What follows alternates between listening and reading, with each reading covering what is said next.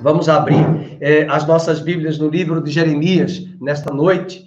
Nós queremos avançar, graças a Deus, vamos avançar no livro de Jeremias. Nós temos estudado o livro de Jeremias. Quem sabe amanhã nós terminaremos, na segunda-feira, na nossa live, o profeta Jeremias. Nesses mais de 60 dias, nós temos aí estudado a Páscoa, nós comentamos sobre vários textos, as pragas do Egito, estão lembrados, né? Já faz mais de 60 dias que nós estamos aí nessa quarentena, e depois Deus nos conduziu para estudarmos o livro de Jeremias. Você pode acessar depois aos vídeos anteriores, falando sobre todo o livro de Jeremias, capítulo após capítulo, nós temos meditado, refletido na palavra de Deus. E hoje nós chegamos nesse momento final do livro do profeta Jeremias, capítulo de número 49, nós já estudamos, 50, e ainda ficou um pedacinho do capítulo 49, dois reinos, que eu quero finalizar aqui hoje e irmos para o capítulo 50, de Babilônia, um juízo de Deus sobre Babilônia. Nós cantamos aqui hoje um Deus a quem servimos, que é soberano sobre a terra, sobre os céus, ele é Senhor, e ele usa as nações, ele levanta as nações. A irmã Marileide pede oração para um amigo que está com câncer, e fase muito avançada, está no hospital universitário, ali em Maceió, e na quinta os médicos mandaram ele para casa, está sofrendo com muitas dores. Ok, vamos orar, coloque o nome dele depois aqui, por gentileza, para nós orarmos no final. E a Débora vai nos lembrar acerca desse pedido no final da reunião. Amém? Vamos orar por ele. Coloque o seu nome, o nome dele, por gentileza. Tá bom? Vamos para o capítulo 49, verso de número 28 a 33. Agora Deus trará uma palavra profética sobre as nações de Quedar e Azor, os reinos de Quedar e Azor. Azor, segundo os teólogos, é algo desconhecido, aonde é essa região. Possivelmente ali no deserto, eles habitavam e moravam na região da terra de Judá, mas não é um lugar tão conhecido, tão característico. Diz o texto, versículo 28, 49 e 28 de Jeremias, a respeito de Quedar e dos reinos de Azor, que Nabucodonosor, rei da Babilônia, feriu. Assim diz o Senhor, levantai-vos, subi contra Quedar, ele era parente de Ismael, esse Quedar. Você vai encontrar essa referência em Gênesis capítulo 25, verso 23.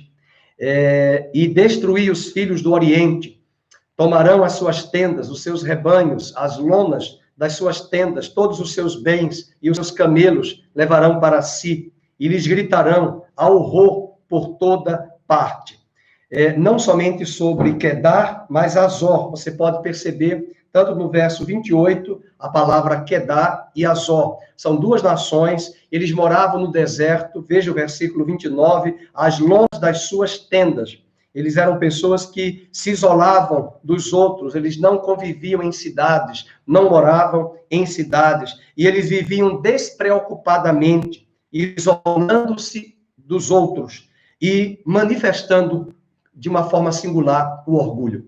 Aqui é uma lição muito grande para nós. Há muitas pessoas que estão isoladas da igreja, isoladas, autossuficientes, independentes, donas de si mesmas. Chegaram à igreja, chegaram ao evangelho, conheceram a graça maravilhosa de Deus e desistiram de seguir caminhando como igreja local, juntamente com a congregação, debaixo de uma autoridade, de uma liderança pastoral, debaixo da autoridade das Escrituras Sagradas. Quando nós falamos autoridade pastoral, estamos nos referindo aos pastores que estão ali pautados nas Escrituras, pautados na palavra de Deus. Essa caminhada mostra ao longo dos anos e dos séculos da igreja, desde o seu início, que muitos decidiram seguir os seus próprios caminhos, se vangloriaram, se ensoberbeceram, achando que eram autossuficientes, que era uma igreja distinta e separada de todas as demais igrejas. Esse espírito de soberba, esse espírito de isolamento, esse espírito de viver de uma forma despreocupada, sem compromisso com uma comunidade, enraizados, ao invés de estarem enraizados, eles não têm raízes, eles não têm pertenças. E isso nos fala desse espírito de Quedar e de Azor, que conviviam ali na terra de Judá. Nabucodonosor também destruiria essas duas nações, esses dois reinos chamados Quedar e Azor. E o texto vai nos falar no versículo 30, fugi, desviai-vos para muito longe, retirai-vos para as cavernas, ó moradores de Azor, diz o Senhor, porque Nabucodonosor, rei da Babilônia, tomou conselho e formou desígnio contra vós outros. Levantai-vos, ó babilônios, subi contra uma nação que habita em paz e confiada, diz o Senhor, que não tem portas, nem ferrolhos. Eles habitam a sós. Percebem a expressão? Eles habitam a sós. Eles não tinham casa, eles não tinham a cidade, eles não tinham pertença. Eu quero abrir um parênteses com muito cuidado para que pessoas que estão fora da igreja local, mas que têm o temor de Deus. Existem pessoas que estavam sem congregar há muito tempo, há muitos anos, meses, mas porque tiveram uma decisão de sair até por direção de Deus, por estarem num ambiente de heresia, num ambiente de apostasia, num ambiente de engano. Então, nós temos que ter muito cuidado para não generalizarmos todos e colocarmos todos no mesmo patamar, no mesmo nível. Não. Muitas dessas pessoas que hoje estão sem igreja são pessoas que foram abusadas através de homens que não são pastores, são lobos. Exploraram essas ovelhas. Mas, ao mesmo tempo, nós temos ovelhas que caminhavam em igrejas sérias, em igrejas íntegras, pautadas na palavra, mas elas decidiram seguir o seu próprio caminho. São donas do seu próprio nariz. São pessoas que não estão preocupadas, elas querem um evangelho mais fácil, elas não querem essa disciplina. Veja, é uma disciplina nós estarmos aqui todo domingo. É uma disciplina. Eu poderia dizer para muitos irmãos, olha, irmãos, nós já vamos ter o culto domingo de manhã. Nós não vamos ter o culto domingo à noite, não. Só domingo de manhã nessa quarentena está bom. Não, mas Deus nos chama. O dia não é meu, o dia é do Senhor. O dia do Senhor. Há muitas pessoas que elas não querem compromisso com a igreja local. Elas vivem despreocupadas e esse é o grande problema. Quando vêm os dias maus, os dias difíceis, elas não têm parâmetros, elas não têm baliza, elas não têm referência, elas não têm chão para dar suporte e sustento. E esse é o grande perigo de não caminharmos como igreja local. De não estarmos vinculados a uma igreja. Eu não estou falando necessariamente de membros de carteirinha. Não é isso. Às vezes há pessoas que são membros com afinco ali da igreja, atuando, mas elas não têm uma vida com Deus. Eu estou me referindo a essas pessoas que não têm vida com Deus, que não têm relacionamento com Deus, que não têm compromisso com Deus. Há um movimento no mundo contemporâneo, no Brasil, né? As pessoas usam o domingo ao bel prazer delas. Elas não vão. Em cada domingo elas estão em lugares diferentes. Elas estão procurando coisas, sabem o que elas estão procurando? Eu entendo que eu devo procurar um lugar para adorar a Deus. Deuteronômio 12 fala isso. Vós não determinarão o lugar que vocês vão adorar. Eu, o Senhor, determinarei o lugar onde vocês vão me adorar. Aonde é esse lugar? É muito simples. Um lugar onde a palavra é pregada. Um lugar onde a palavra é expositivamente anunciada, ministrada, a palavra expositiva. É um lugar onde tem adoração ao Senhor, onde o ego, o eu, ali não aparece, o exibicionismo, o show, a ostentação, o espetáculo. É um lugar onde tem a comunhão com os irmãos. Não espere lugar perfeito. Não espere lugar sem rachaduras.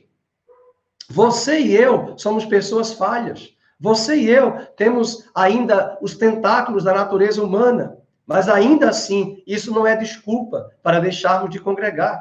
Existem pessoas sérias, existem igrejas sérias espalhadas por essa nação e pelas nossas cidades. Quem procura, acha. Quem busca, encontra. Aleluia. E quem bate, ser-lhe-á aberto. O versículo de número 31 fala que eles habitam a sós. Versículo 31, eles moravam sozinhos, eles viviam isolados, eles não queriam se envolver com a nação de Judá, mas estão na terra de Judá, mas eles já habitavam nos desertos, eles não se misturavam. Levantai-vos, versículo 32, os seus camelos serão para presa, a multidão dos seus gados para despojo, espalhareis a todo vento, aqueles que cortam os cabelos nas têmporas, e de todos os lados lhes trarei a ruína, diz o Senhor, e Azor se tornará em morada de chacais, em assolação para sempre, ninguém habitará ali, e homem nenhum habitará nela. Ou seja, o exército de Babilônia, de Nabucodonosor, também devastaria as terras de Quedar e as terras de Azor. Isso é terrível, porque isso tem nome, isso é o orgulho, isso é a soberba, é a prepotência. Pessoas que já chegaram a dizer a mim, como pastor, que elas não vão frequentar a escola bíblica, não vão frequentar os cultos ali, aquelas reuniões, porque o alimento, para ela já está num nível maior. Ele já está num nível maior, ele não tem mais paciência de conviver com essas pessoas. Isso é orgulho, isso é soberba. Aliás, Paulo diz em Romanos 14 que o forte desça ao nível do fraco e dê suporte ao fraco, e seja suporte para o fraco, e dê alimento. Quantas vezes eu vou aprender a palavra de Deus alimentando neófitos, falando o ABC do Evangelho, pregando sobre a cruz, mostrando sobre a obra do Evangelho, e na medida que eu vejo ali a obra do Evangelho sendo aplicada na vida daquele irmão, neófito, daquela irmã, eu consigo aprender mais ainda, e aprendo não apenas a teoria, mas eu aprendo o amor e a paixão e a alegria daquele neófito para com Jesus. Isso é muito importante, queridos.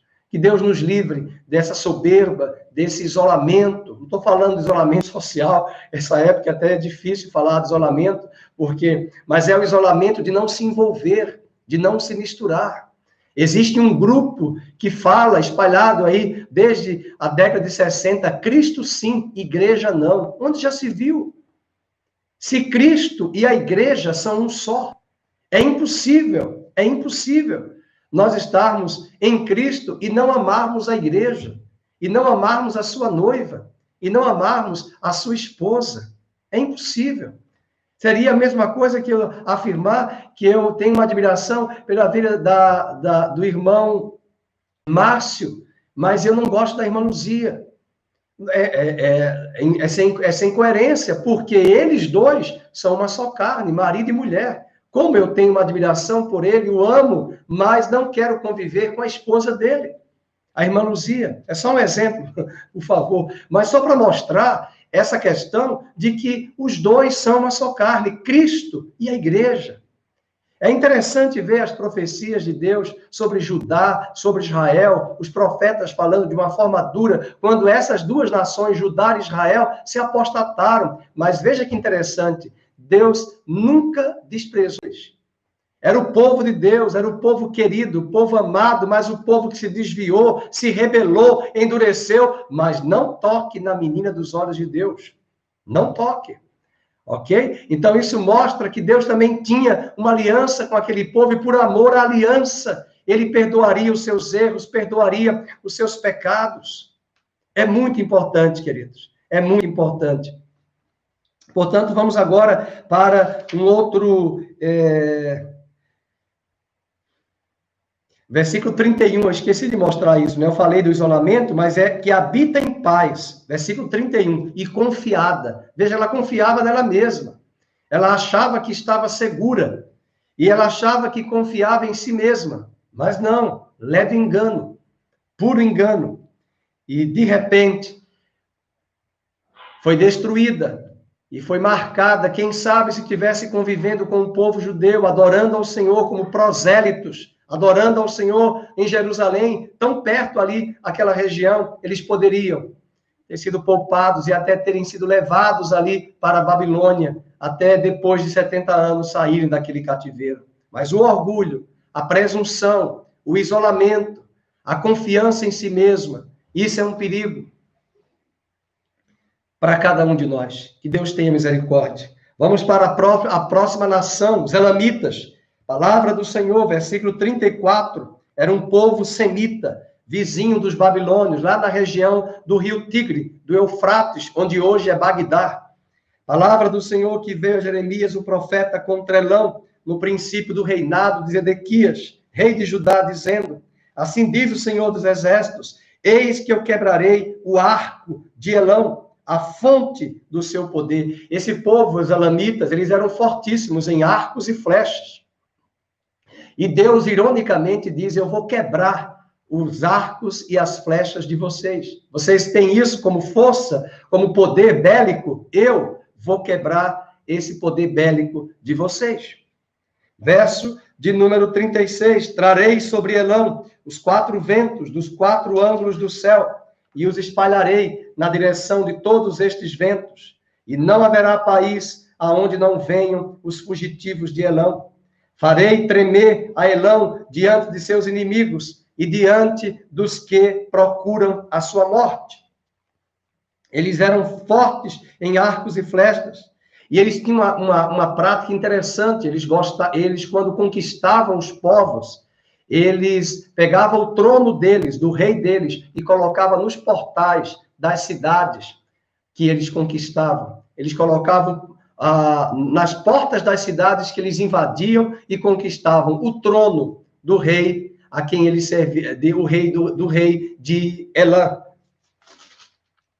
Os elamitas, né, de Elão, perdoe-me, de Elão. E o versículo 36, o versículo 38 diz: eu porei o meu trono em Elão. E aí Deus, ironicamente, faz isso. Eu porei o meu trono. São vocês que colocam o trono de vocês na porta, nos portais das cidades que vocês sitiam e conquistam. Eu quero vos dizer que eu vou usar a Babilônia e eu vou colocar o meu trono sobre vocês. O meu trono sobre as portas de vocês. Eu vou invadir o seu reinado. Eu vou destruir o seu reinado. E o versículo 38 fala isso: eu porei o meu trono em Elão e destruirei dali o rei e os príncipes, diz o Senhor. E o 37 fala que Babilônia também destruiria os elamitas. Farei tremer a Elão diante de seus inimigos, diante dos que procuram a sua morte.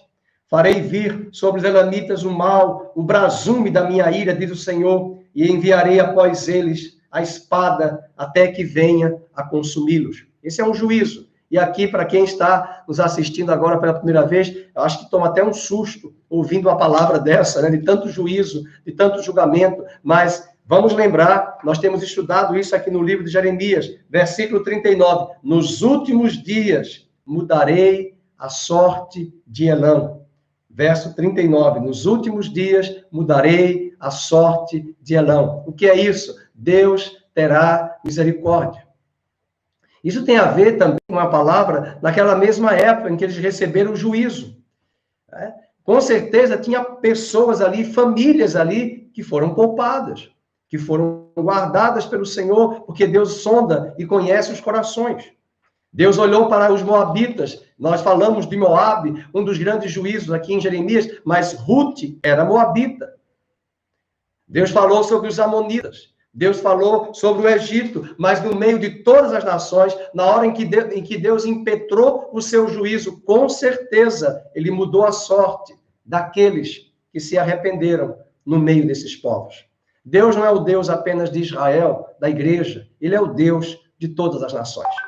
Paulo pregou em Atenas, um dos melhores sermões dele descritos no livro de Atos, e disse: Deus anuncia aqui e agora, e a todos os homens que se arrependam dos seus pecados. Deus quer que todas as nações, e Apocalipse nos mostra uma grande multidão egressa da terra, e o apóstolo João pergunta ao anjo: quem é esta multidão? É a multidão que foi lavada e lavou as suas vestes no sangue do Cordeiro, que é egressa de povos, tribos, línguas, raças, etnias e de todas as nações da terra. Uma grande multidão. Essa é a visão de Deus. E no meio dos seus juízos, com certeza, ele se lembra da sua misericórdia. E quando começou essa quarentena, nós comentamos isso lá no livro do Apocalipse, que haverá juízos e Deus também trará a misericórdia. Mas quando olhamos para os cálices da ira de Deus, É como se Deus dissesse: basta, agora será apenas o juízo. Eu entendo que nós estamos pressentindo aí as dores de parto sobre a terra, angústias e dores de parto, mas virão tempos difíceis sobre a terra, sim. Virão tempos difíceis, tempos de juízo, de julgamento. E aproveitemos esse tempo que Deus tem nos dado de quarentena, aqueles que têm ficado em casa, para disciplinar a si mesmo na prática da vida cristã, lendo a Bíblia, orando, estudando, buscando ao Senhor, porque seria uma utopia, um paradoxo, sairmos dessa quarentena, voltarmos à nossa vida normal e esquecermos do Senhor, e negligenciarmos a oração, e negligenciarmos o estudo bíblico, e negligenciarmos a comunhão com os santos, a igreja local. Do contrário, Deus é capaz de trazer novas formas de julgamento, de apertos, de crises, para aprendermos as lições junto a Ele. Quando Deus manda o seu fogo, o seu cadinho, para nos santificar, para nos burilar, para trabalhar em nossas vidas, Ele tem um alvo. Um alvo é formar a imagem dele em nossas vidas, é criar hábitos, criar disciplina. Nós não podemos ser pessoas relaxadas. Ezequiel diz: maldito aquele que faz a obra do Senhor relaxadamente. Nós precisamos nos dar ao serviço do Senhor, a obra do Senhor, sem legalismo, fazendo a obra. Quantos domingos muitos deixaram de congregar antes de quarentena? Quantas pessoas têm uma vida relaxada com a Bíblia Sagrada, com a leitura da Bíblia, com oração, com estudo, com discipulado, com a adoração? Muitos estão no culto distraídos, dispersos em suas mentes, preocupados com os seus problemas, as suas coisinhas pessoais, os seus planos pessoais, e desfocam e tiram Deus do foco. Tiram Deus da essência, como diz a velha canção: estou voltando à essência da adoração, mas a essência da adoração és tu, Senhor. Amém, queridos? Portanto, estejamos atentos a essas questões. Jeremias dedicou, sim, 121 versículos ao futuro dessas 9 nações: o Egito, os filisteus, Amonitas, Moabitas, Edomitas, Elão, Quedar, Azor, todas estas nações. 121 versículos, desde o capítulo 46. Mas ele dedicou 44 versículos sobre a derrota de Jerusalém e de Judá. A derrota. Mas sabe quantos versículos ele vai dedicar agora, nos próximos capítulos? 110 versículos para o juízo de Deus sobre Babilônia, que é uma figura do Apocalipse, da Babilônia do Apocalipse, embora aqui, a priori, é a Babilônia física, o grande império babilônico da Mesopotâmia, que vai ser julgado por Deus através do Império Medo-Persa. E é fantástico estudar essas questões, porque mostra o que nós cantamos hoje à noite: tu és soberano sobre a terra. Tu és soberano sobre a terra. Então, nós precisamos buscar essas verdades bíblicas, até de juízos, porque eu percebo que a igreja contemporânea, ela não está preparada para discernir os atos de Deus e os juízos de Deus sobre a terra. Muitos poderão questionar. Muitos poderão argumentar: mas o que é isto? Por que isto? Porque não conhecem o Deus vivo, santo, justo, fiel, amor, mas que ele é juiz. Ele é amor, ele recede, palavra hebraica para compaixão, graça, misericórdia. Mas ele também é juiz. E ele trará uma palavra de juízo agora, nesses 2 próximos capítulos, 50 e 51 de Jeremias, que são os dois maiores capítulos do livro de Jeremias. E aí nós saímos agora dessas nações para trazer uma palavra de juízo mais severo de Deus para a Babilônia. E aqui nós vamos fazer um esquema muito importante. Vou pedir a ajuda da Débora para nós meditarmos sobre isso, porque ao longo dessas profecias de Babilônia, Deus vai usar algumas expressões, às vezes, para falar aos judeus que estão lá em Babilônia, nesses capítulos. E outras vezes falar a Babilônia. Então, a Débora vai anotar para nós, na medida que eu falar, quais são as palavras de cada capítulo destinadas à Babilônia, especificamente ao Império, e quais são as palavras que Deus deu aos judeus que estavam ali em Babilônia, naquele momento que eles tinham sido transportados para ficarem ali 70 anos no cativeiro babilônico. Amém? Primeiramente, vamos agora para o capítulo 50 e pensar o que é a palavra Babilônia. Já houve até novela chamada Babilônia, né? Babel, a Babilônia. Mas Babel é uma palavra que significa porta de Deus, portal de Deus. A cidade de Babel, ela foi edificada por Nimrod. E Nimrod, aquele do capítulo 10, de verso 8 a 10, chamado de caçador de Deus. Aquele que caçava Deus, que queria tomar o lugar de Deus para si, que foi o mentor da Torre de Babel. Ele quis construir um império para ele, rompendo todo o projeto de Deus, e o projeto de Deus era que o homem crescesse, frutificasse, e enchesse a terra, e se espalhasse. Mas Nimrod diz o contrário: não, nós vamos ficar todos aqui. Nós vamos ficar todos aqui na região onde nós estamos, vamos levantar as nossas cidades, os nossos arranha-céus, e vamos edificar um altar, um lugar onde o meu nome será exaltado, o meu nome será adorado. Um apontamento muito forte para o humanismo, para o cientificismo, para esse culto ao homem no mundo contemporâneo, para esse culto à ciência no mundo contemporâneo. Eu me basto, eu sou autossuficiente. Esse é o discurso do mundo contemporâneo em que nós vivemos. E essa é a fala de Nimrod, lá em Gênesis 8, 10. E Deus traz o juízo sobre a Torre de Babel, e é ali que Deus confunde as línguas. E já que hoje é Pentecostes, foi em Atos 2 que todos os homens de várias línguas distintas falaram a mesma língua, a língua do Espírito.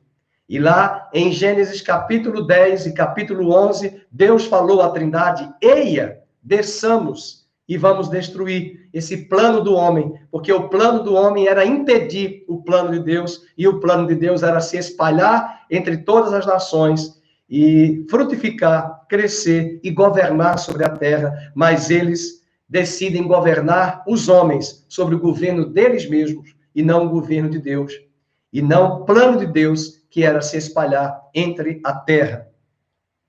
Então, essa palavra Babel significa portal de Deus, mas também a mesma palavra Babel, ela também quer dizer a palavra Balal. Você tem Babel, portal de Deus, e Balal, que quer dizer confusão. Daí a palavra Babilônia, Balal, Babilônia, também é confusão, porque eles ficaram confusos, porque não entendiam as línguas que eram articuladas. E aí, cada um se espalhou conforme a sua respectiva língua, eles se ajuntaram em uma terra específica. O grande texto de Jeremias, capítulo 50, que esse texto foi escrito possivelmente lá no ano 594 a 593 a.C., quando Jeremias escreveu, e ele deu a Semaías, que era irmão de Baruque, essa palavra. Veja, por exemplo, Jeremias 51. Eu falei Jeremias, mas é Isaías. Eu falei Isaías, mas é Jeremias. Me corrijam.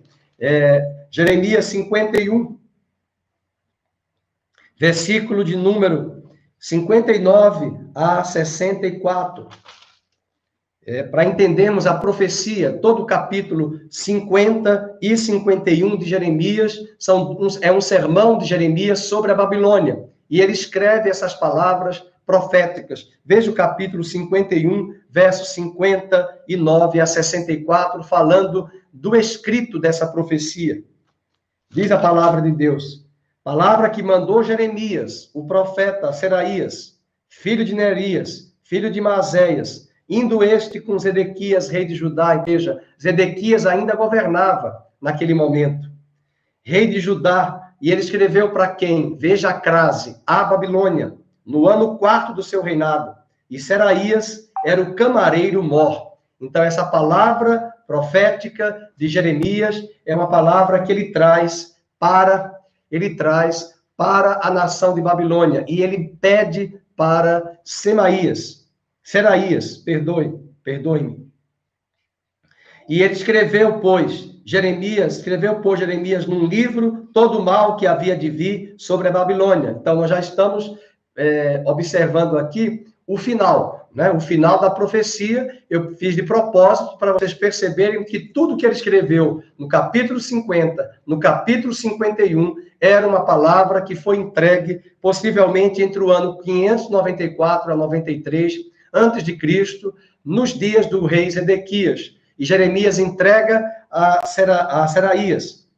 E disse Jeremias a Seraías: quando chegares à Babilônia, vê que leias em voz alta todas estas palavras. Ele envia Seraías para a Babilônia. E dirás: ó Senhor, falaste a respeito deste lugar que o exterminarias, a fim de que nada fique, nem homem, nem animal, e que se tornaria em perpétuas assolações. Quando acabares de ler o livro, atá-lo-ás a uma pedra e o lançarás no meio do Eufrates, o rio Eufrates, que até hoje existe, está ali em Bagdá, onde hoje é o Iraque, onde antigamente era a Mesopotâmia. E essa palavra profética e essa profecia de juízo contra a Babilônia é Deus mostrando. Veja como Jeremias trabalha esses atos proféticos. Ele pega o escrito, acaba de ler, vem atar numa pedra e lança no rio Eufrates. E aí, versículo 64, a aplicação da profecia. Vamos ler? E dirás: assim será afundada a Babilônia, e não se levantará por causa do mal que eu hei de trazer sobre ela, e os seus moradores sucumbirão. Até aqui as palavras de Jeremias. Será afundada. E nós vamos ver nesse capítulo 51 e no capítulo 52 que Deus vai usar o Império Medo-Persa para subjugar o Império da Babilônia, para dominar sobre o Império da Babilônia no ano 539 a.C. E nesse ano, que foi o ano que o imperador Ciro, o imperador do Império Medo-Persa, ele invade a nação da Babilônia, subjuga e domina, mas ele não destrói a Babilônia. Quem vai destruir a Babilônia é Alexandre o Grande, que virá logo após o Império Medo-Persa. Então, isso mostra, mais uma vez, a soberania de Deus trazendo sobre as nações o controle, a provisão, a mão dele tecendo a história dos homens e das nações nos bastidores. Se ele é poderoso para fazer isso sobre as nações, tecendo as nações para cumprir o seu propósito, o que dirá daqueles que são seus eleitos, preciosos, amados, como você, como cada um de nós aqui nesta terra, a igreja do Senhor? Nós não estamos aqui soltos neste planeta. Nós não estamos aqui como vítimas de um sistema. Nós somos a nação santa, o povo eleito, a propriedade exclusiva de Deus. Nós somos aqui filhos do Deus Altíssimo e queremos cumprir nesta terra o propósito dele para cada um de nós, dar o nosso melhor, dar a nossa vida, dar o nosso coração, dar todo o nosso ser e entregar o nosso coração para ele, a fim de que ele cumpra o eterno propósito para o qual ele nos criou desde a fundação do mundo, para o louvor da sua glória, conforme diz Efésios, capítulo 1. Louvado seja Deus por isso. Abramos agora a nossa Bíblia no capítulo 50, e aí vamos pegar aqui alguns aspectos importantes. Deus declara guerra contra a Babilônia. Do capítulo 50, verso 1 ao 28. Deus declara guerra contra a Babilônia. Todo esse capítulo, ele vai declarar guerra contra a Babilônia. Depois, do 1 ao 28, Deus declara guerra contra a Babilônia. Depois, Deus convoca os exércitos para destruir a Babilônia. Capítulo 50, verso 29 até o 51, 26. Eu vou repetir. Deus convoca os exércitos. Capítulo 50, verso 29 até o 51, verso 26. Deus vai convocar os exércitos do Império Medo-Persa para subjugar e invadir a nação da Babilônia. E, por fim, Deus vai anunciar a vitória. Deus vai anunciar a vitória. capítulo 51, verso 27 ao 58. Capítulo 51, verso 27 ao 58, Deus anuncia a vitória, o triunfo dele sobre a Babilônia, igual ao Apocalipse, que a Babilônia vai cair, e lá é um sistema de valores mundanos, sistemas de valores, de ideias, aqui na Nova Aliança, e lá, naquele momento, era a Babilônia, o império, fisicamente falando, mas ao mesmo tempo, mesmo sendo um império físico, trazia a sua influência. É da Babilônia que vem o ocultismo, é da Babilônia que vem o culto aos astros, o horóscopo, é da Babilônia que vem o culto aos mortos, aos ancestrais daquela região, uma região que foi tomada ali, a Mesopotâmia, por vários impérios, o império dos sumérios, dos assírios, dos caldeus, da Babilônia, toda aquela região. Foi um grande legado para o Oriente Médio, mas também foi um grande mal de trazer muitas práticas abomináveis. Foi ali que nasceu a Torre de Babel, foi ali que nasceu a rebelião, a rebeldia. E aqui eu não estou culpando os povos do mundo contemporâneo, do Oriente Médio, porque, como eu sempre digo, Deus é o Deus de todas as nações da terra. Deus ama as nações e Deus quer salvar as nações. Assim como o Egito, nós estudamos alguns dias atrás que Deus trouxe uma palavra sobre o Egito de juízo, mas ele falou que ele mudaria a sorte do Egito nos últimos dias. Tem um texto de Isaías, capítulo 20, fantástico, que diz que naquele dia eu deixarei um altar de adoração na terra do Egito. Um altar de adoração na terra do Egito. O Egito legou a Israel o ocultismo, as práticas ocultistas. O engano, a prática aos ancestrais, de culto aos ancestrais, de culto aos mortos, de invocação aos mortos. E, ao mesmo tempo, Deus vai trazer um juízo sobre o Egito, mas também apontar o caminho da misericórdia sobre aquela nação. Vamos para o capítulo 50, estudar. Deus declara guerra contra a Babilônia. E aí a Débora vai me ajudar nesse primeiro tópico. Deus declara guerra contra a Babilônia no capítulo 50, verso 1 ao 28. A Débora vai colocar alguns tópicos, então colocaremos assim, 1.1. Deus fala aos judeus sobre eles. 1.1. Deus fala aos judeus sobre eles. Nós temos o primeiro tópico geral, Deus declara guerra contra a Babilônia, do capítulo 1, versículo 1, 50, versículo 1 ao 28. E nesse tópico geral, um subtópico seria 1.1. Deus fala aos judeus sobre eles. Verso 4 ao 10. Verso 4 ao 10. Vamos ver, primeiramente, o capítulo 50. Palavra que falou o Senhor contra a Babilônia e contra a terra dos caldeus. Então, é bom lembrar que caldeus é o mesmo termo que babilônios, por intermédio de Jeremias, o profeta. Anunciar entre as nações. Fazei ouvir e arvorar estandarte. Proclamai, não encubrais. Dizei, tomada é a Babilônia. E Deus, ironicamente, brinca e provoca. Bel está confundido. Bel, inclusive tem um livro na Igreja Católica, na Bíblia Católica, chamado Bel e o Dragão. Bel e o Dragão. É um capítulo que foi acrescentado ao livro de Daniel. É um livro apócrifo, esse capítulo 13 e 14, são dois capítulos que foram agregados, e eles chamam Bel e o Dragão. E essa Bel aí é justamente da Babilônia, uma figura mítica, esse dragão. E Deus fala, Bel está confundido. E Deus, ironicamente, mostra, e o lugar da confusão será confundido, a Babilônia. E abatido, e Merodach, cobertas de vergonha estão as suas imagens, e seus ídolos tremem de terror. Meus irmãos, a Babilônia era o lugar do ocultismo, era o lugar da idolatria, era um lugar de consultar os astros, consultar as estrelas, era um lugar das práticas comerciais mais errôneas ali, de interesses espúrios. Além do paganismo acentuado sobre esta terra, eles tremem de terror. Versículo 3, porque do norte, com N maiúsculo, se referindo à Babilônia, aliás, porque se referindo à Medo-Persa, subiu contra ela uma nação que tornará deserta a sua terra e não haverá quem nela habite, porque o império Medo-Persa, o Irã, onde hoje é o Irã, está acima do Iraque, ali a Babilônia, virá contra a nação da Babilônia.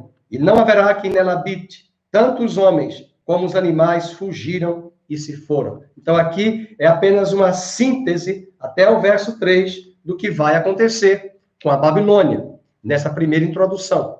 E aí, como a Débora já colocou aí o tópico, Deus declara guerra contra a Babilônia, 50, do 1 ao 28. Primeiro tópico, 1.1, Deus fala aos judeus sobre eles, porque eles estão lá em Babilônia. Nós, por exemplo, estamos aqui em Babilônia, essa Babilônia ideológica, essa Babilônia que é o lugar da confusão, que é o sistema de mundo, de valores. E o apóstolo João vai dizer que nós não devemos amar o mundo, não devemos andar nos costumes dessa Babilônia, conforme Apocalipse 17, 18. Deus fala claramente, sai dela, povo meu, fugi de Babilônia, saiam da Babilônia. Não significa que vamos sair do planeta, mas sair do sistema. Quem melhor do que Daniel, que estava em Babilônia? E o capítulo 1 de Daniel começa de uma forma singular. Ele diz, eu, Daniel, decidi não me contaminar com as práticas pagãs da Babilônia. Ele decidiu não se contaminar. E nós temos decidido não se contaminar. Quantos de nós temos visto, uma boa parte da cristandade neste Brasil, uma mistura da igreja com o mundo? Pessoas que frequentam as igrejas domingo, de manhã e à noite, mas elas têm práticas semelhantes às pessoas não convertidas. Elas estão mergulhadas, celebram carnaval, participam de baladas, de festas, bebem, ficam bêbadas, embriagadas. Casamentos hoje de muitos evangélicos, tem pessoas bêbadas, embriagadas, e os dois se dizem crentes da igreja. Relacionamentos sexuais sem antes estarem casados.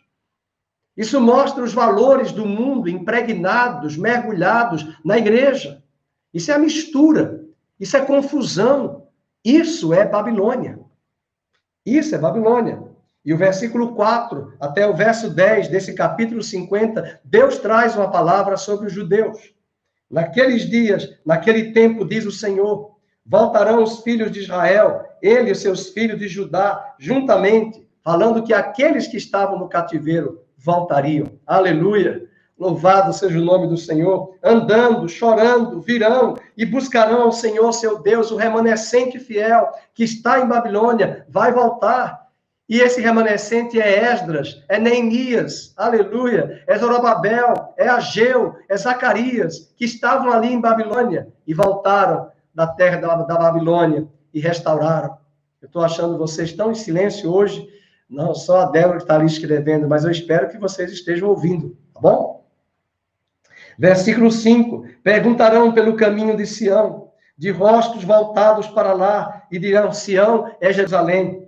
Perguntarão pelo caminho de Sião, de rostos voltados para lá, e dirão, vinde, unamo-nos ao Senhor em aliança eterna, que jamais será esquecida. Olha que palavra fantástica.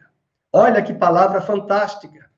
A irmã Daci está falando, estou anotando tudo. Que bênção, irmã. E a irmã Nádia também, graças a Deus. Perguntando pelo caminho de Sião, esses judeus que estavam ali, eles ficaram até impregnados ali, pensando, quando alguém pediu para eles cantarem, canta um cântico de Sião, canta para nós um cântico de Sião, e eles dizem, não, nós penduramos as nossas harpas lá nas árvores, nós deixamos lá, como é que nós vamos cantar os cânticos de Sião se nós estamos em Babilônia? Sabe aquele tipo de crente que é pessimista? Em tudo ele é pessimista, ele não vê nada bom nas circunstâncias. Daniel estava em Babilônia, Daniel e Ezequiel estavam ali, e eles escreveram os livros, eles trouxeram as palavras proféticas, eles tiveram visões do Senhor.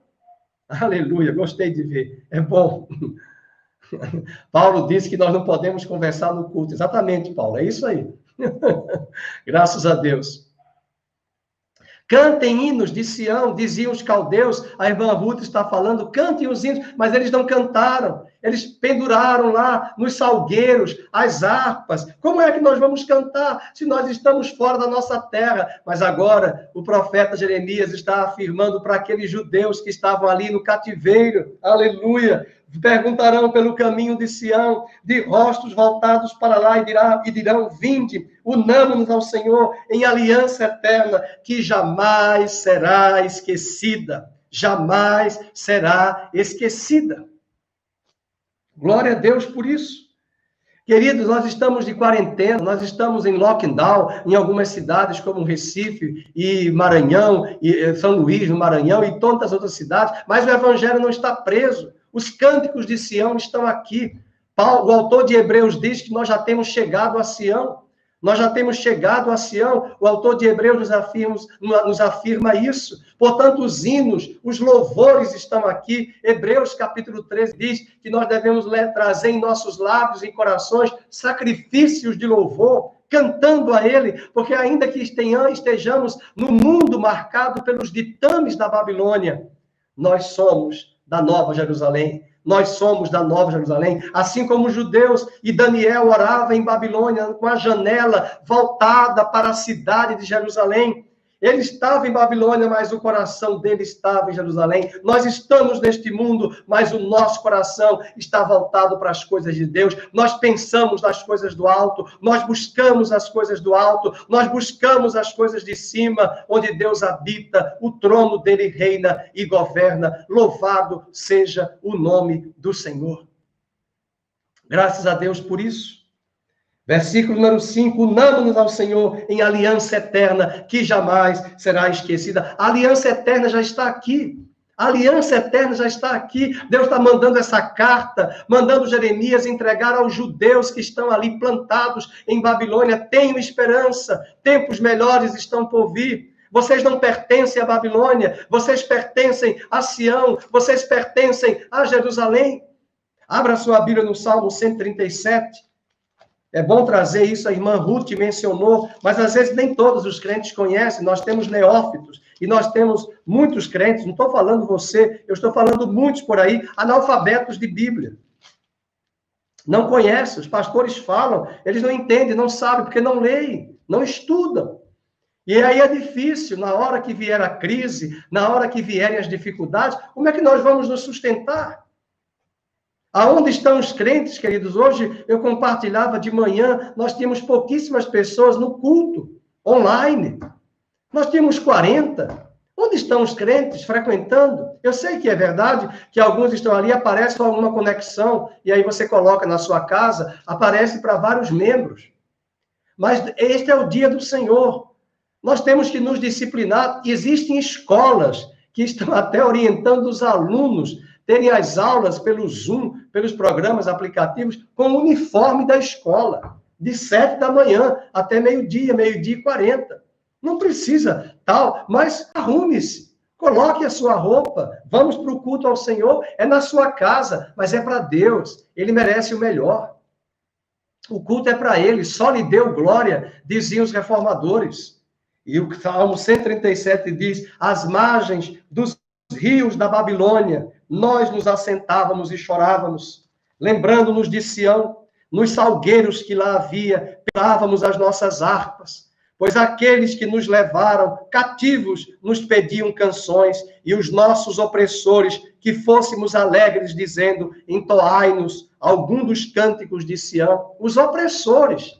Isso mostra que até os pagãos sabem o poder da adoração e do louvor que quebra as cadeias deles de opressão e de angústia sobre as suas vidas. E quem sabe eles estão aqui pedindo, como quem diz, vocês cantam e o nosso coração é liberto, nós temos paz. Canta para nós um cântico de Sião.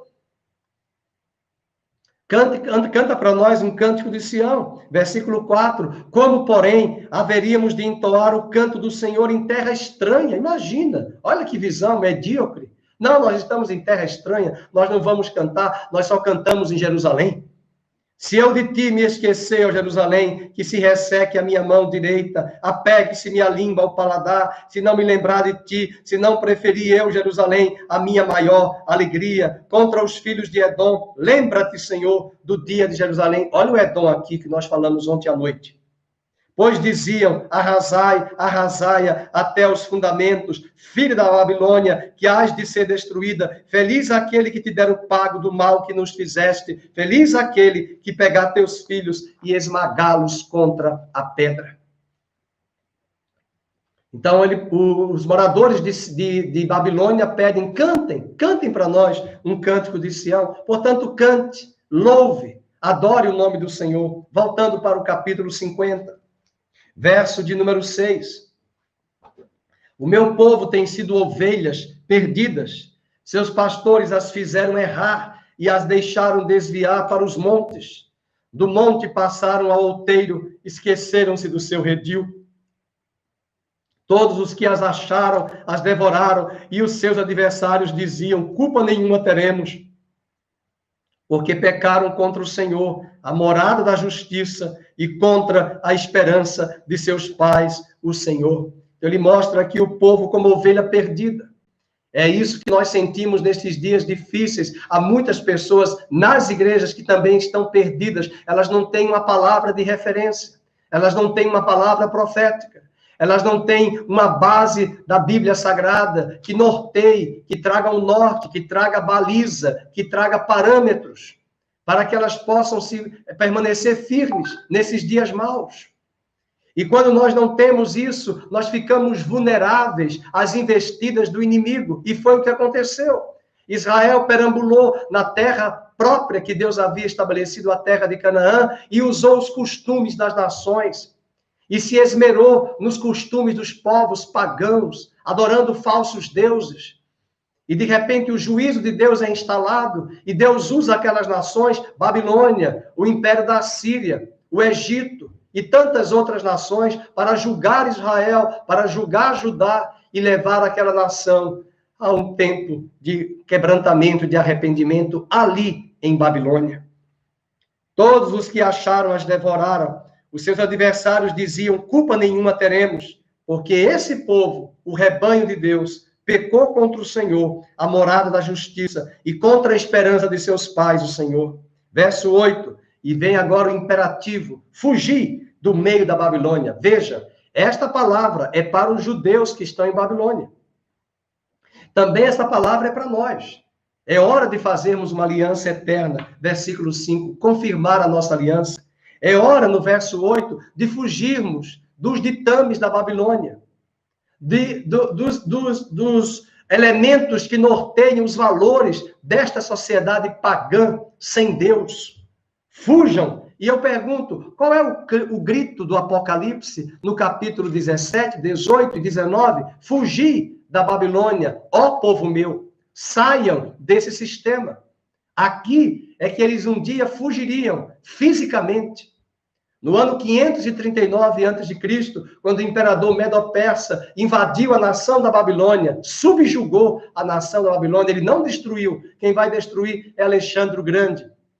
Um ano depois, o imperador Ciro, para se cumprir a palavra do profeta Isaías, capítulo 44 e 45, o profeta Isaías disse, se o meu servo Ciro, ainda que ele não me conheça, ele fará o que me apraz. E aquele imperador Ciro foi usado por Deus, baixou um decreto para que naquele dia todos os judeus que estavam espalhados sobre a terra da Babilônia, terras estas que agora pertenciam ao Império Medo-Persa, aquele imperador, mesmo não sendo cristão, mesmo embora não existia igreja naquela época, mesmo não sendo judeu, ele foi um instrumento de Deus para liberar o povo judeu para a terra. E sabe quantos saíram naquela leva? 50 mil.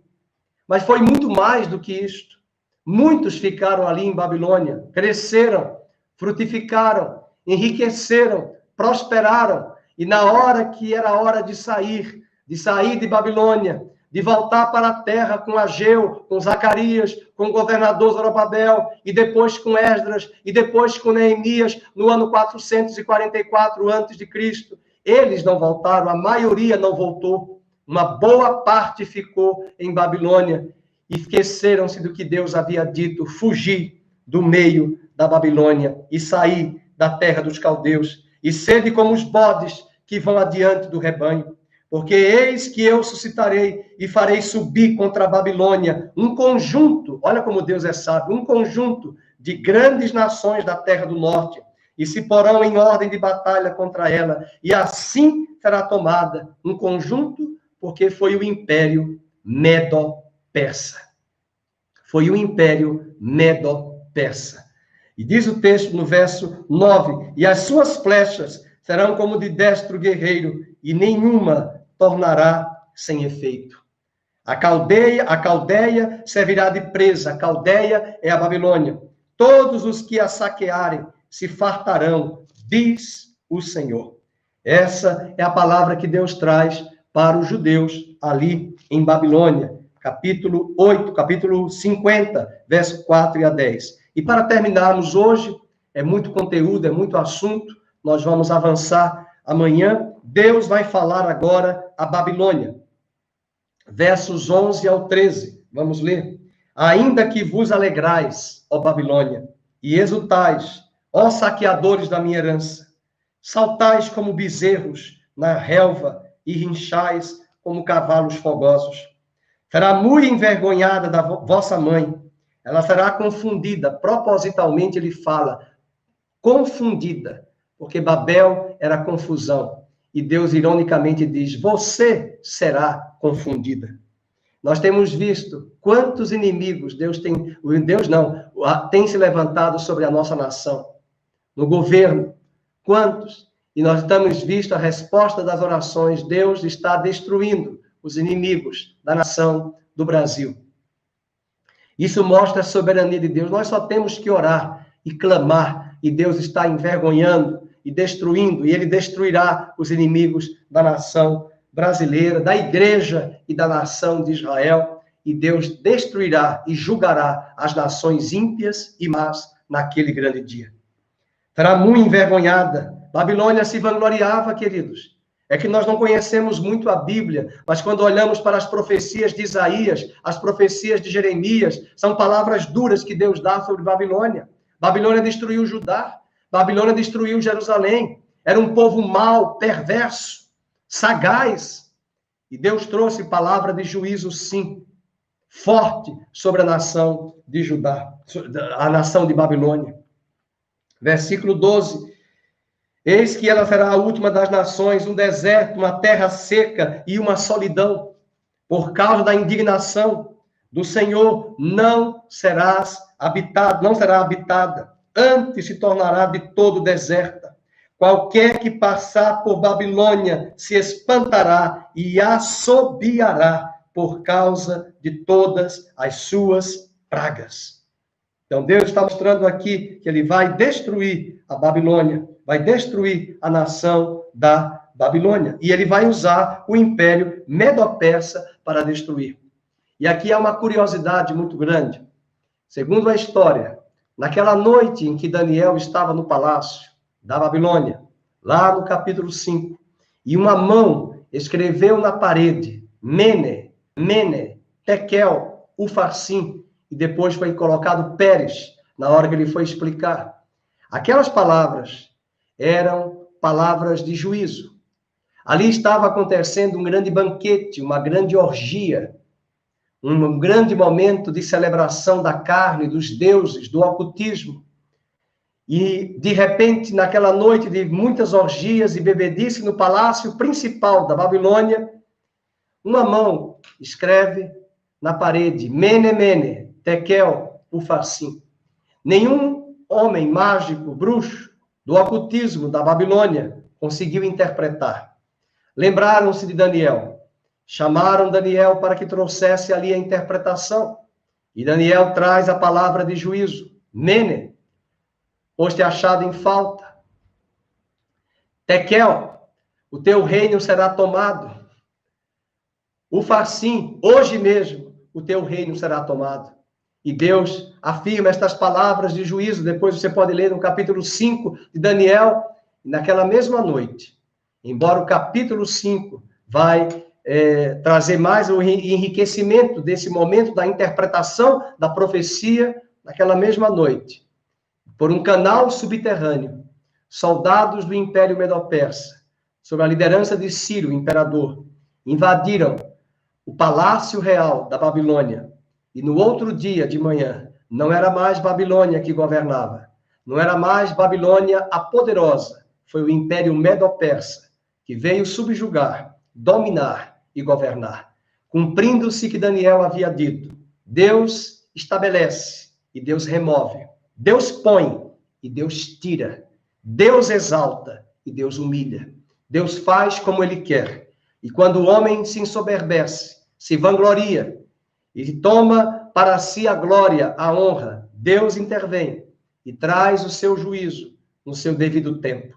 E nós temos visto quantos ataques nesta nação, quantas tentativas, e hoje estamos vendo de alguns estados brasileiros, onde se levantaram e falavam contra palavras de horrores contra o governo federal. Nós temos visto os escândalos, os juízos de Deus sobre esta nação, sobre vários lugares desta nação. E nós precisamos ter muito zelo, muito cuidado e pedir a Deus misericórdia sobre as nossas vidas. Que Deus tenha misericórdia. Naquela noite, numa única noite, Deus mudou a história do grande império da Babilônia. Deus mudou naquela mesma noite. Abra sua Bíblia em Daniel. Abra sua Bíblia em Daniel. Daniel é um profeta do cativeiro.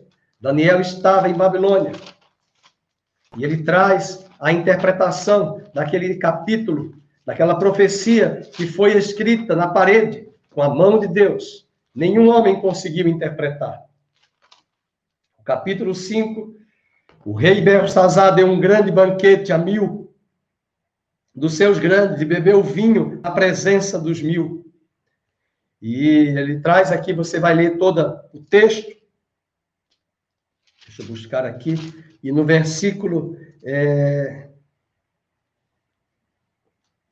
Versículo 8. Então entraram todos os sábios do rei, mas não puderam ler a escritura, nem fazer saber ao rei a sua interpretação. Com isto se perturbou muito o rei Belsazar. Mudou-se-lhe o semblante e os seus grandes estavam sobressaltados.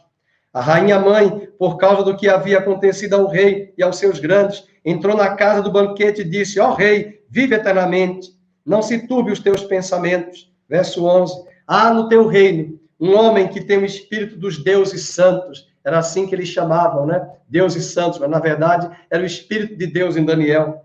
Nos dias de teu pai se achou nele luz e inteligência, sabedoria como a sabedoria dos deuses. Teu pai, o rei Nabucodonosor, sim, teu pai, ó rei, o constituiu chefe dos magos, dos encantadores, dos caldeus e dos feiticeiros. Porquanto espírito excelente, conhecimento e inteligência, interpretação de sonhos, declaração de enigmas e solução de casos difíceis. Isso era um homem de Deus, né?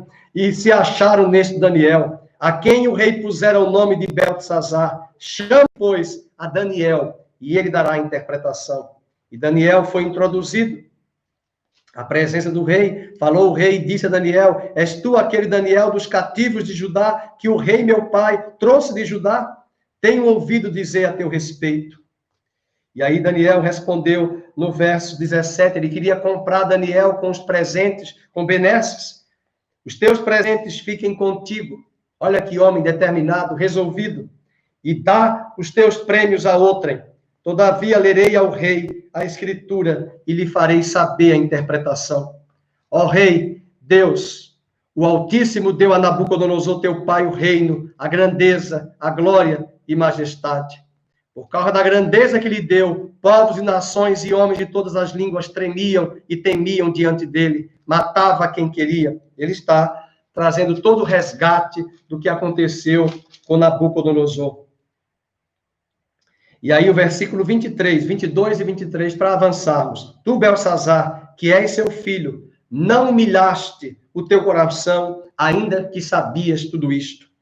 E te levantaste contra o Senhor do céu, pois foram trazidos os utensílios da casa dele perante ti. Imagina, ele usou os móveis, os instrumentos da casa de Deus que foram para a Babilônia, do templo, Para fazer os sacrifícios a Deus, eles usaram esses móveis para os banquetes e as orgias aos deuses da Babilônia. Os utensílios da casa dele perante ti, tu e os teus grandes, e as tuas mulheres, e as tuas concubinas, bebestes vinho neles. Olha a mistura que está hoje na igreja. Além disso, deste louvores aos deuses de prata, de ouro, de bronze, de ferro, de madeira, de pedra, que não veem, não ouvem, nem sabem, mas a Deus, em cuja mão está a tua vida e todos os teus caminhos, a ele não glorificaste. Então, da parte dele, foi enviada aquela mão que traçou esta escrita. Esta, pois, é a escritura que se traçou Mene, Mene, Tekel e Parsim. Esta é a interpretação daquilo que Mene contou Deus o teu reino e deu cabo dele. Tekel, pesado foste na balança e achado em falta. Aqui um detalhe particular, não é tradução, é interpretação da profecia. Porque se fosse tradução, não teria lógica uma palavra com 5 letras trazer todo essa interpretação. Então, não é tradução, é interpretação. Tekel, pesado foste na balança, achado em falta. Pérez, dividido foi o teu reino. Agora leiam. E dado aos medos e aos persas. Aleluia. Então mandou Belsazar que vestissem Daniel de púrpura e lhe pusessem cadeia de ouro ao pescoço e proclamassem que passaria a ser o terceiro no governo do seu reino, mas não adiantaria nada, porque no versículo 30 diz, naquela mesma noite, foi morto Belsazar, rei dos caldeus, e Dario, vamos juntos, o Medo, com cerca de 62 anos, se apoderou do reino da Babilônia. Ele não destruiu, mas ele se apoderou. Quem vai destruir é Alexandre, o Grande. Portanto, eu acho essa passagem tremenda para mostrar que Deus é soberano, que Deus ele usa quem ele quer, ele faz como ele quer, e nós temos apenas que orar para que os desígnios dele sejam estabelecidos em nossa nação, sejam estabelecidos em nossa terra, e que o Senhor traga temor, quebrantamento, arrependimento à igreja e à nação chamada Brasil e às nações da terra, no nome de Jesus. Aquela mesma noite, saiu no outro dia no jornal da cidade, que não era mais a Babilônia que governava, que era o grande império. Isso mostra que Deus julgou aquele grande império e levantou o império medo-persa para cumprir os seus propósitos. E quando você lê o livro de Esdras e 2 Crônicas, o último capítulo de Crônicas, do 2 Crônicas, você vai encontrar a narrativa de que um outro imperador que veio após Dario, Ciro, vai ser usado por Deus para dar um decreto liberando o povo judeu para voltar à sua terra. E eu finalizo aqui nesta noite perguntando, o que aprendemos nestes textos que estudamos hoje? Que o pecado será julgado, que o orgulho precede a queda, que as nações que foram instrumentos para tratar a nação de Judá e que passaram além desse julgamento, desse tratamento e foram sagazes e foram más, essas nações receberiam o juízo de Deus de forma devida. Isso mostra também para nós uma lição muito importante, que Deus usou Babilônia. Deus disse a Jeremias várias vezes que Babilônia era serva de Deus para corrigir Judá. Mas a própria nação se vangloria, se orgulha, se ensoberbece, e Deus agora usará um outro império para subjugar aquele grande império que se achava todo-poderoso.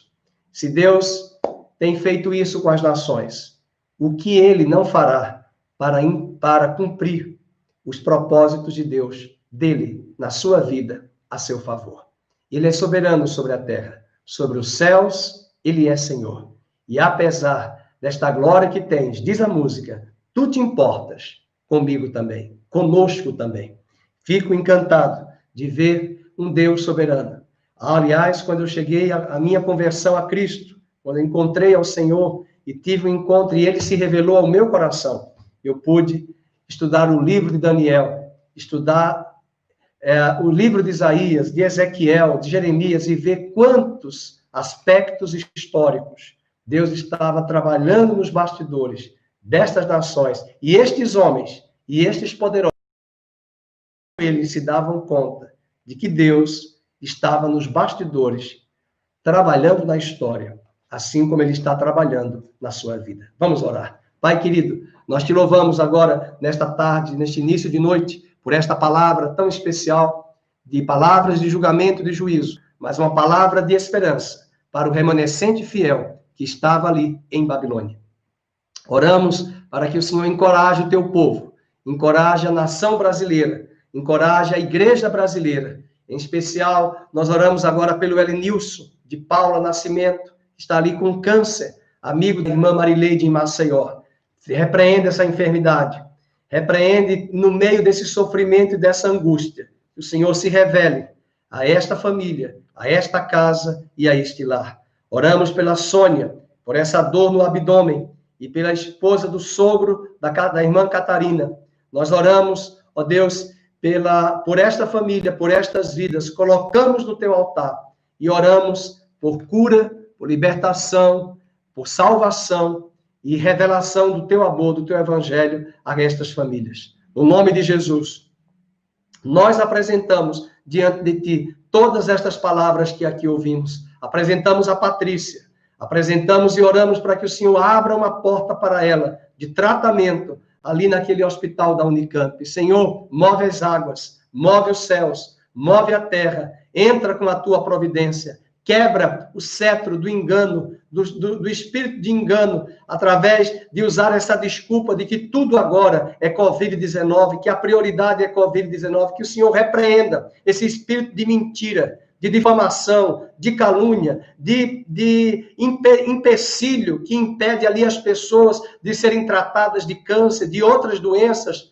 Ó Deus, que o Senhor dê sabedoria a estes homens e quebre o cetro do engano, da manipulação e da mentira, no nome de Jesus. Que o Senhor entre agora com a tua providência sobre esta família, sobre a Patrícia, sobre o Esdras, e venha fortalecer a todos. E que o Senhor te abençoe, liberta a Tânia, citada pela irmã Birazilda, que o Senhor seja sobre ela e com ela, e que o Senhor te abençoe e te guarde, que o Senhor faça resplandecer o seu rosto sobre ti, que o Senhor tenha misericórdia de ti, e que o Senhor sobre ti levante a luz do seu rosto e te dê a paz, no nome de Jesus. Amém e amém. Queridos, os avisos finais. Amanhã nós vamos dar continuidade aí o texto de Jeremias, também lembrando sobre as nossas ofertas, os dízimos da casa do Senhor. Você tem o acesso no site da igreja, CCNvida. A Débora vai colocar aí o site da igreja, ccnvida.com.br. Você tem lá uma ferramenta chamada contribuição, onde você clica e você verá qual é a conta da igreja. Nós precisamos para manter todo esse sistema aí de edição, da transmissão ao vivo, né, que o Rogério trabalha conosco, e nós precisamos custear essas despesas, pagar essa mão de obra, e não deixe de ofertar ali a sua oferta, R$100 por família, na conta 2777, para dar suporte a esse Ministério de Mídia. Nós também pedimos aos membros não esquecer dos dízimos, das ofertas da Casa do Senhor para manutenção. Nós estamos numa crise de pandemia, isso nos afeta na igreja, afeta as nossas economias, as nossas finanças. Nós temos estado aí preocupados e orando por isso, para que Deus não deixe faltar nada em sua casa. E eu convoco aqui a igreja para estar em oração por isso e trazer a provisão para a nossa igreja local, e não somente a nossa igreja, todas as igrejas espalhadas por sobre a terra, nesta nação, onde o evangelho tem sido pregado com zelo e com afinco.